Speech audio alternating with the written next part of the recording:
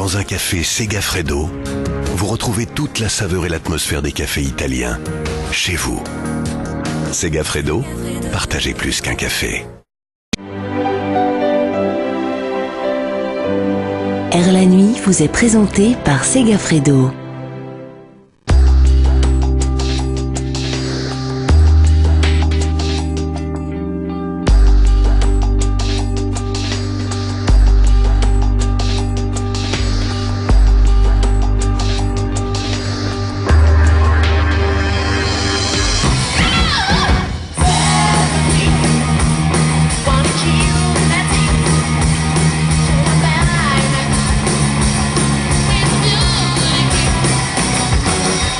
Ce soir, nous sommes venus fêter les 25 ans de l'Exo7, cette salle de rock mythique qui a vu tant de groupes de rock passer. L'occasion d'en savoir plus.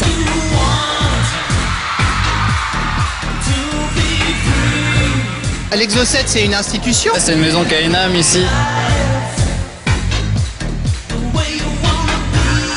Il y a peu de salles en France qui peuvent se vanter d'avoir fait venir autant d'artistes.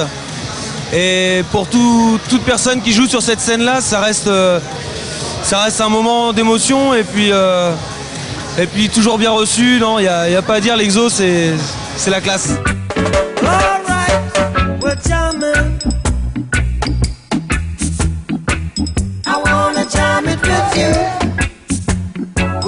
Moi je suis vraiment reggae, c'est la seule salle qui a vraiment une programmation reggae. Mais que serait l'Exo7 sans son fondateur? Je suis pas sûr qu'on puisse parler d'Exo7 sans Jacques Hupin. Depuis 1974, j'ai dû organiser quelque chose comme 1000 concerts à peu près. J'ai toujours essayé de proposer des groupes que les gens attendent. Je ne suis pas un programmateur qui se fait plaisir. J'essaie de répondre à une demande du public. Et 25 ans après, vous êtes toujours là. Alors c'est quoi les recettes, les clés d'un succès? C'est beaucoup de travail. Beaucoup de pignatreté. Il faut savoir aussi que je suis complètement privé. C'est énormément de travail, un peu de flair, bien entendu. Essayer de garder le fil de tout ce qui se passe en musique pour être à la pointe des choses. Tout le métier a changé. À cette époque-là, les groupes tournaient pour faire la promotion de leur album. Et donc il y avait beaucoup plus de demandes d'artistes pour s'exposer et faire leurs albums. Maintenant, il se trouve qu'avec le piratage, etc., on ne vend plus de disques. Tout le métier a changé et toute la donne a changé. 25 ans de concert, ça fait beaucoup d'anecdotes à raconter. Le chanteur des Fleshtones, en plein milieu du concert, qui prend un tom bass, quitte la scène, sort de la salle, emmène tout le public dehors, 11h du soir, en train de taper sur le tom bass, fait le tour de la place des Chartreux avec 700 personnes derrière lui, et re-rentre dans la salle et reprend le concert. Jean Aubert sur scène qui loupe la scène et qui tombe entre la scène et le crash barrière, qui a failli s'assommer, qui ne s'est pas assommé, le concert a pu se terminer. J'étais persuadé que ce groupe-là, c'était un groupe qui ne jouait pas. Et ils sont venus ici en live, et j'ai pris une de mes claques professionnelles. C'était comme le disque, c'est des vrais artistes, alors que je croyais que c'était fabriqué par le show business.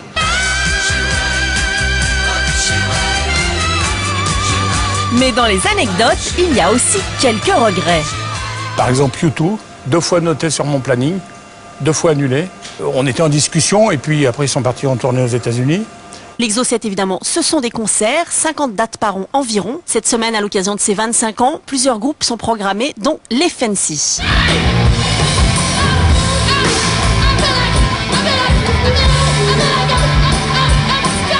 Nous allons marquer la salle.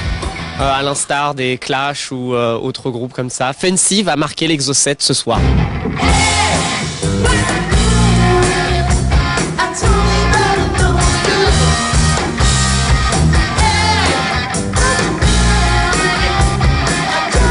Fancy, c'est du sexe and rock and roll, bien sûr.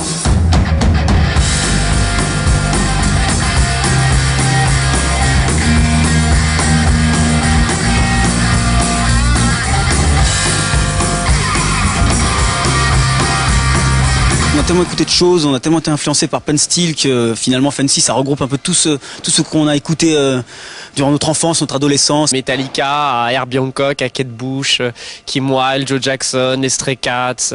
Mais c'est vrai que, enfin, pour reprendre une expression de Rae qui l'utilise en interview, c'est un peu les 30 glorieuses de Fancy, c'est-à-dire ce qui nous influence, c'est plutôt les années 60, 70, 80.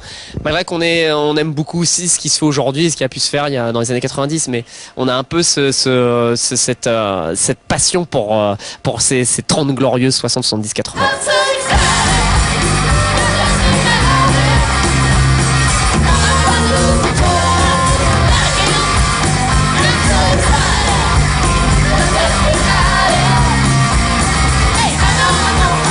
Fancy sur scène, c'est un peu un acte sexuel avec le public. Voilà, donc pour être plus précis, c'est-à-dire qu'en fait il y a un échange d'énergie avec le public et puis il y a une sorte de libido qui existe entre nous, quoi, et c'est tout à fait sexuel, quoi, et c'est très jouissif.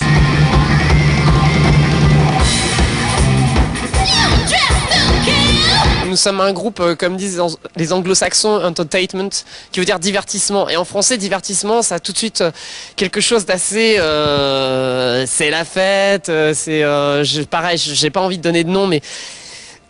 évidemment que sur scène il y a du second degré, même dans l'interview, dans toutes ces choses-là, parce qu'il faut s'amuser avant tout. C'est ce qui prime quand on fait de la musique. Fancy, effectivement, c'est un groupe qui s'inscrit plus dans la tradition des groupes comme les Rolling Stones ou je sais pas, ou Queen, ou de choses comme ça, où on y met du spectacle, mais sans tomber dans quelque chose de entre guillemets vulgaire. On est drogué à Fancy.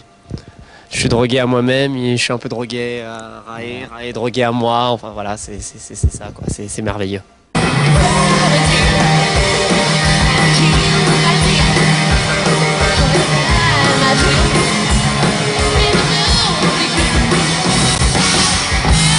Je suis un passeur, mon rôle c'est de mettre les gens sur scène et faire que ces gens rencontrent un public.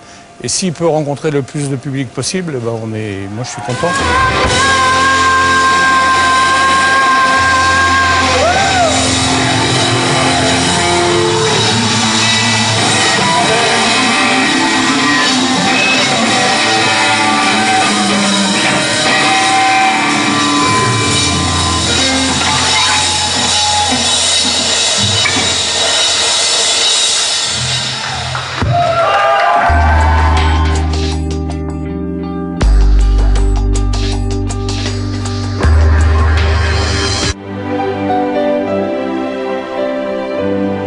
La nuit vous a été présenté par Segafredo.